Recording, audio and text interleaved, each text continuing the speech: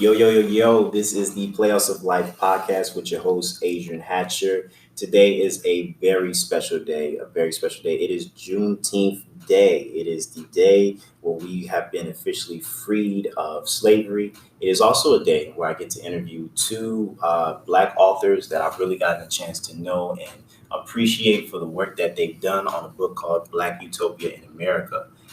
Black Utopia in America is about a girl by the name of Flo Aster Valentine. She was a 20-year-old who was raised by a prestigious Black family in the community of Amistad in Atlanta, Georgia. She lives free of worry, surrounded by love, friendship, and Black excellence until one tragedy cracks the foundation of the community that stood for over 35 years. Flo was forced to open her eyes to the real racial injustices that existed right outside the walls of her Black utopia. And with that introduction of the book, I would like to introduce the two authors of that book. First, we have Miss Rasheda Smith. Go ahead and tell them who you are. Hey, I'm Rasheda Smith, one of the co-authors of Black Utopia in America, and I am very happy to be here today and talk about this beautiful work of art. And then we also have Miss Candacie Thomas. Hey, I'm Candacie, the other author. Just happy to be here, happy to talk about our baby that we worked so hard on. Yes, and it's definitely your baby. You've put a lot of work and a lot of time into this book. Just talking to y'all, getting this episode ready has also been a process, but I wanted to ask you questions such as, was it challenging creating Black Utopia in America? It was challenging. There were times where, the writing would not flow, but we worked it out. We were determined to finish, and that's what it's all about, really, just setting your mind to a goal and finishing it. And we bounced ideas back off of each other. So, if she had a drought or a period of time where she didn't write, it seemed to be the time where I flowed, or circumstances in my life allowed me to write more. So it kind of just worked out, and we did a very good job balancing each other throughout the process. Yes, we did. We worked really well together, actually. Yeah. And y'all actually had a backstory, if I remember correctly. Like, I remember y'all telling me, well, you actually have a video actually put out about how the book came together. But if you could explain to the audience how it came together on the podcast. Basically, we were on the way to a party and we were just talking. Yeah, and casually talking. Rashida was like, man, I wish there was this place that, Black excellence and Black people, downtown Atlanta, really nice, high class. And I was just like, we should do that, make that a real thing. She said, write about it. So here we are, a year later, almost a year later, exactly. We started in July. And the book is done. And we're here. And so far, I mean, just to kind of plug it since it was brought up, y'all sold how many copies so far of the book? We sold roughly 70 copies so far, and that's just off of Amazon. We're actually going to order copies to have on hand today, and those should be in soon. So we're doing good. We knew this book was going to do great, but so we feel like we're on the right track. Right, definitely. Like, I didn't plan on doing this well this soon, and I'm very proud and happy, and thank you for everybody who supported. Yeah, so please go support Black Utopia in America. It is on Amazon if you want to check it out. It is just something that has made me a big fan.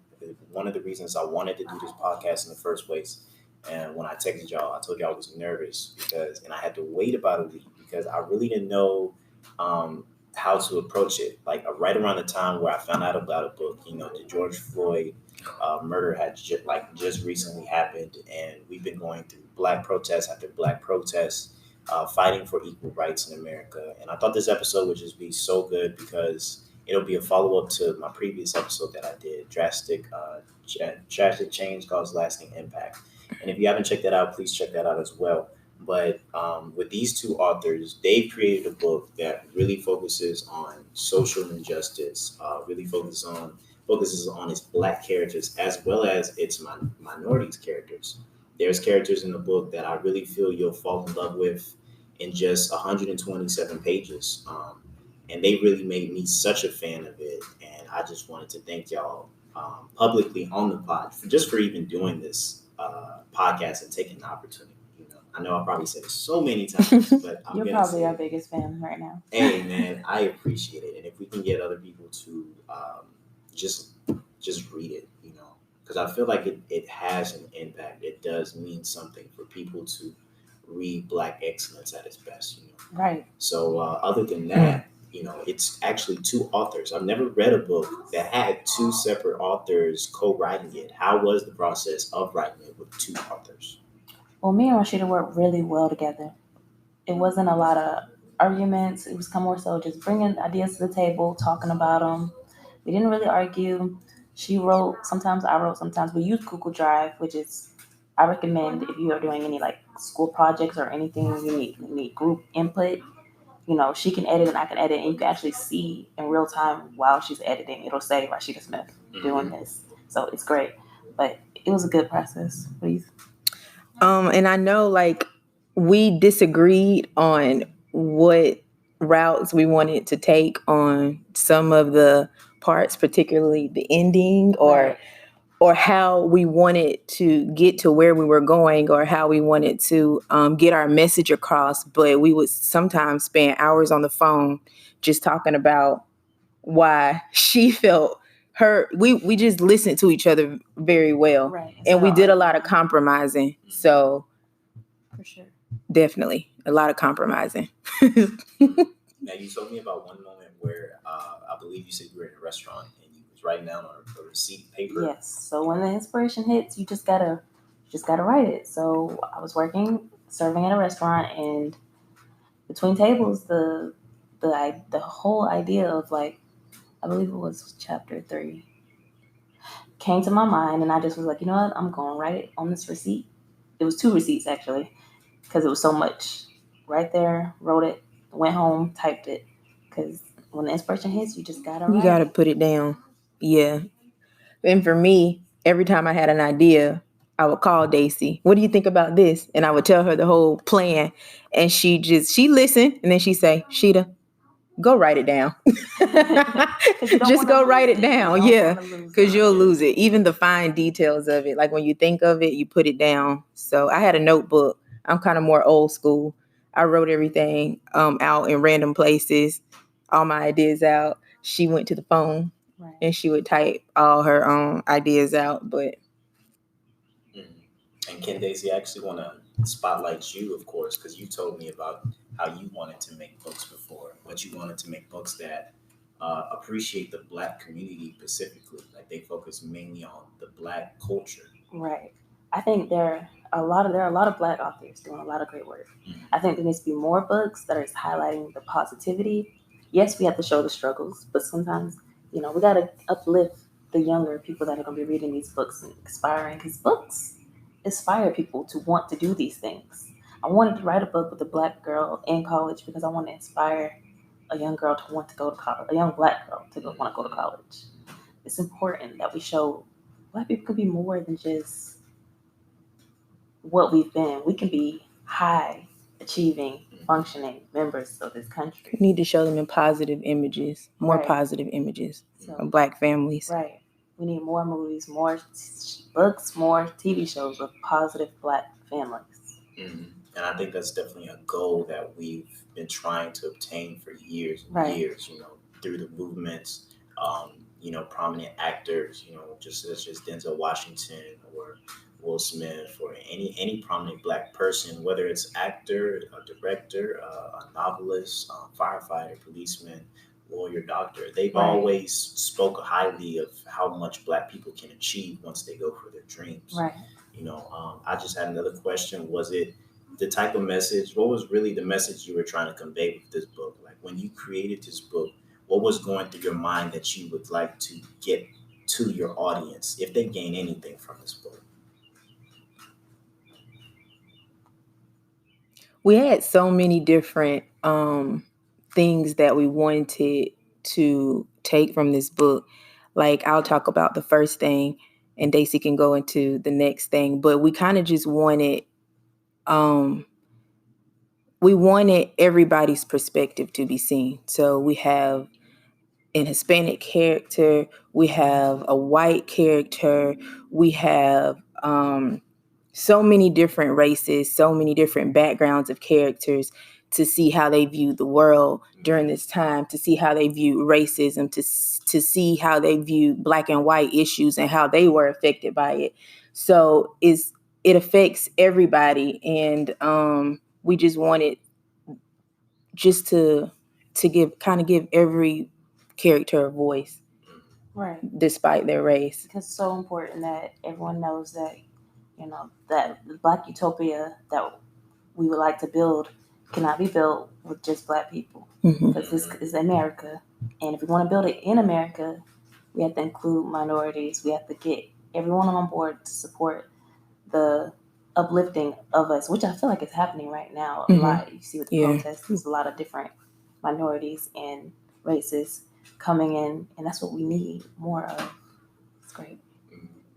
I personally had a conversation a couple of days ago with my father about this, about how important it is for others to step up, because as long as Blacks have been fighting this, one of the main things that we preach is that we want inclusion.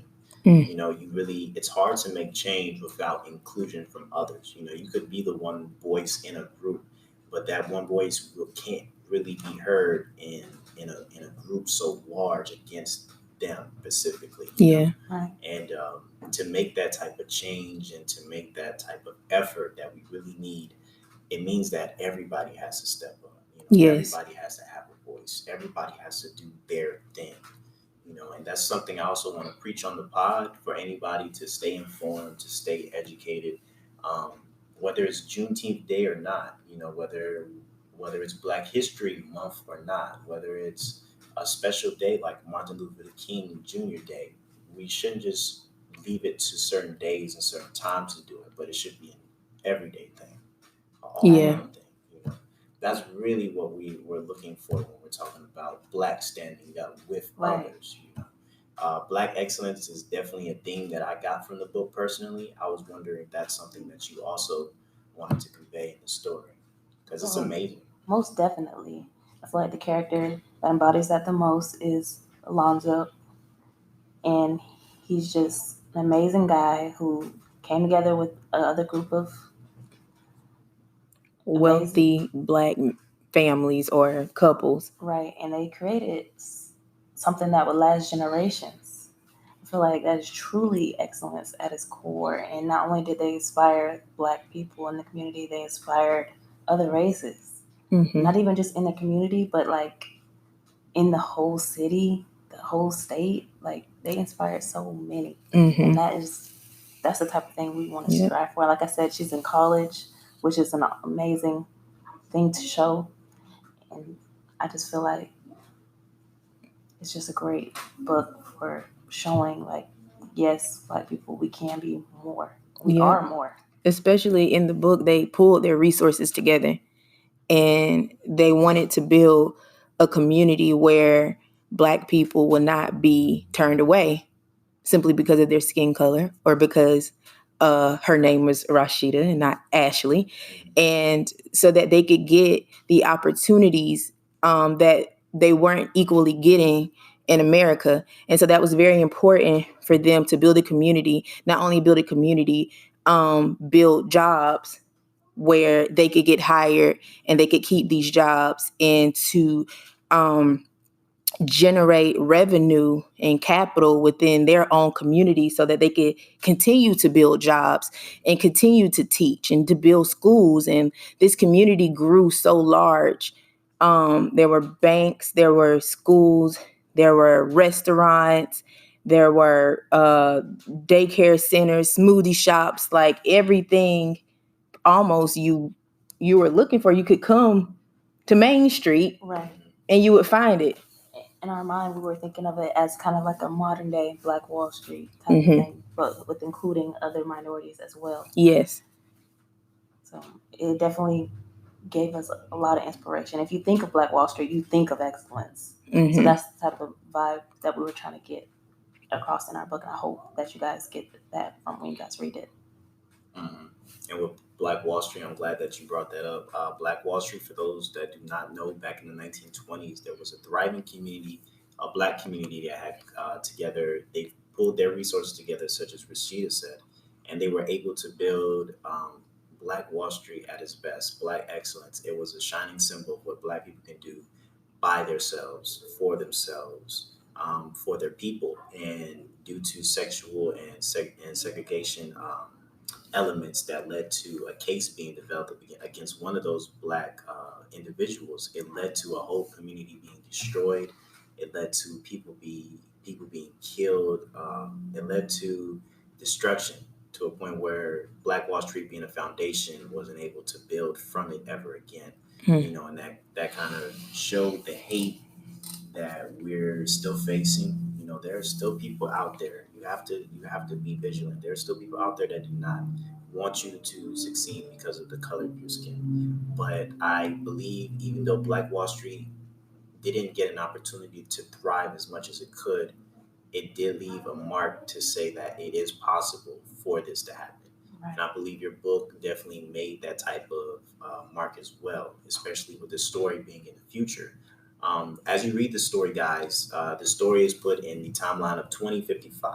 Right. So this is way, way, way in the future. But with racism still being relevant back into the 1900s, and now we're in 2020, 2055 just doesn't seem that far away, to the point where we wouldn't see the same amount of racism that we see today. Do you really feel, as the authors of this book, that your book could one day become a reality? The hope is that it will. It's definitely a personal goal that me and Rasheda have, to try to put forth the effort to try to make something like this actually happen. Mm-hmm. But if we could get one person with the right resources to be able to read our book, get inspired, and make it happen, I would applaud from the sidelines, because I don't need to be the one to make it. I just want to see it happen. Mm-hmm. And I really do think that is something that could happen. And that's why our book is set in 2055, because somebody had the idea for it in 2020. Mm-hmm. And 35 years later, it's this amazing community. Mm-hmm. That's what we would like to happen. That's what we're hoping to happen. Somebody read this book, and now in 2020 and in 2055, there'll be a real Black Utopia in America.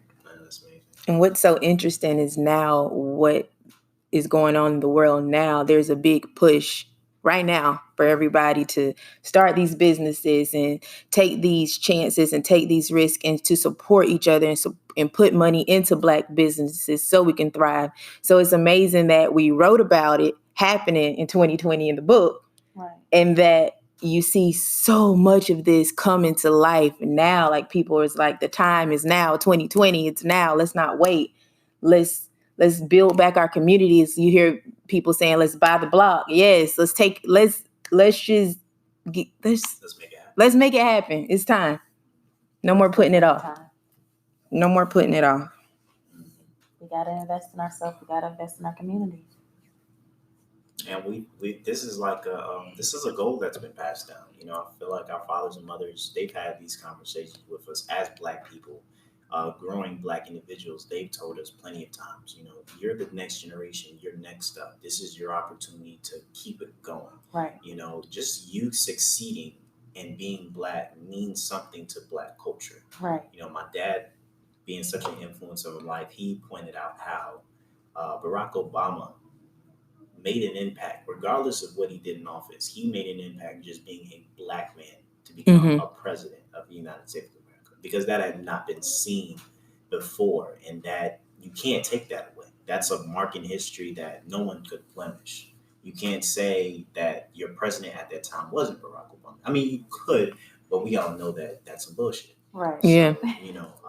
Just that being an element in it is just amazing. Another thing that I wanted to bring up in the book, before we get to the spoiler-free section of this podcast, is that the character you have, Flo, she is a Black girl in the book. How important was it to have Flo Aster Valentine, a Black woman, being the main protagonist in your book? It was so important, because it was so important not only to have a Black woman, but a Black dark-skinned woman, because I feel like in a lot of films with Black women were not portrayed the best, especially the dark-skinned Black women. And I'm not going to go on a rant, but no, you can't. Speak how you feel. I feel like a lot of the times the dark-skinned Black woman is either the side character or she has issues. Recently, though, they've been making a lot of movies and things with more dark-skinned women in positive lights. I love it. We need to continue to do it. And I wanted to be a part of that, especially being both of us are fairly more on the darker scale of things. We really wanted to make sure that we show that, we're not just angry. We're not just hateful. We love our community. We love ourselves, and we can be more. And I want to show that. I have a beautiful chocolate sister, younger. She's 14. She just turned 14. I want her to read this book and know, like, you're beautiful. You can be the star. You don't have to be the side character. So important. Yeah, that's one thing we agreed on. Who Flo was going to be. We decided that from the beginning. Day one. We knew she was going to be a chocolate, strong, independent, just wonderful, free-spirited Free-spirit, braids down her back. Yes. Has a beautiful natural fro. A funny little thing is we both wore braids the entire time we were writing the book. Like, back to back. Like, oh, yeah. If you go on my Instagram feed, I had nothing but braids most of 2019 up until we released the braids because just wanted to capture our inner flow. Yes. Like channel that energy. Right. That you want to get in from the book. Right. No, that's beautiful. That's beautiful. I'm glad you added that because we really did do that. So thank you so much just for being a part of this podcast once again. Of course, this is the spoiler-free session. If you stick around after the break, we're going to have our spoiler discussion where we actually get into a deep dive into the book, the characters. You'll get a chance to listen to the authors talk about special things that they wanted that you may not have noticed, but they wanted you to know about the book. So please stick around for that. But before we do leave, just in case you are not going to be able to listen to the spoiler section, I would like for both these authors to list their social medias so you can follow their journey and get to know them better if you want. If Miss Rasheda, could you please just plug in your Instagram, Snapchat, whatever you got for them? Facebook is Rasheda Smith, Rasheda Smith, and Instagram, Snapchat is Sheda Who, SHEDAWHOO. All right. My Facebook is Candacie Thomas, CANDACIE Thomas, and everything else is Curly Dacie, CURLYDACIE, no spaces, no nothing. So, hope to see you there. All right. Well, that will conclude the spoiler-free part of the pod. So we will let the break happen, and we'll see you a little bit later, guys. Peace. Happy Juneteenth. Happy Juneteenth. We in here.